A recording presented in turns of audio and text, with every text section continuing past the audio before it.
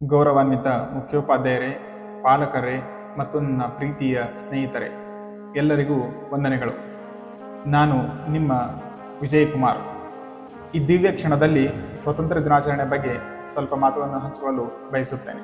ಸ್ವಾತಂತ್ರ್ಯ ಎಂಬ ಪದದ ಒಳಗಿರುವ ಶಬ್ದಗಳು ನಿಸ್ವಾರ್ಥತೆ, ಧೈರ್ಯ, ಬಲಿದಾನ ಮತ್ತು ಅಹಿಂಸೆಯ ಭಾವನೆಗಳನ್ನು ಹೊತ್ತಿವೆ. ನಮ್ಮ ಭಾರತ ದೇಶವು 200 ವರ್ಷಗಳ ಬ್ರಿಟಿಷರ ದಾಸಿಯಿಂದ ಮುಕ್ತವಾಗಿದ್ದು, ಅದು ಒಂದು ದೀರ್ಘ ಹೋರಾಟದ ಫಲವಾಗಿದೆ.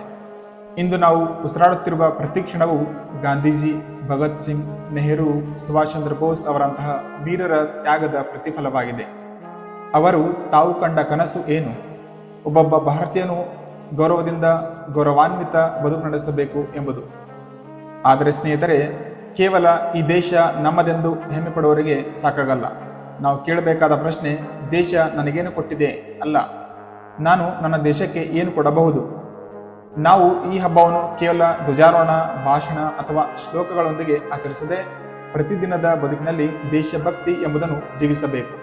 ಉತ್ತಮ ವಿದ್ಯಾರ್ಥಿ ಆಗೋಣ, ಸತ್ಯವಂತರೂ ಆಗೋಣ, ಪ್ರಕೃತಿಗೆ ಪ್ರೀತಿ ತೋರಿಸೋಣ, ಬಡವರ ನೆರವಿಗೆ ಧಾವಿಸೋಣ, ಎಲ್ಲರನ್ನೂ ಸಮಾನವಾಗಿ ನೋಡುವ ಹೃದಯ ಬೆಳೆಸಿಕೊಳ್ಳೋಣ.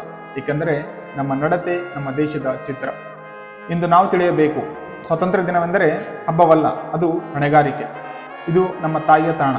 ಭಾರತ ಎಂಬ ತಾಯಿಗೆ ನಾವು ನೀಡಬಹುದಾದ ಒಟ್ಟಾರೆ ಉಡುಗೊರೆ ಎಂದರೆ ಶಿಷ್ಟ ನಡತೆ, ಪ್ರಾಮಾಣಿಕ ಬದುಕು ಮತ್ತು ಸೇವಾ ಮನೋಭಾವ.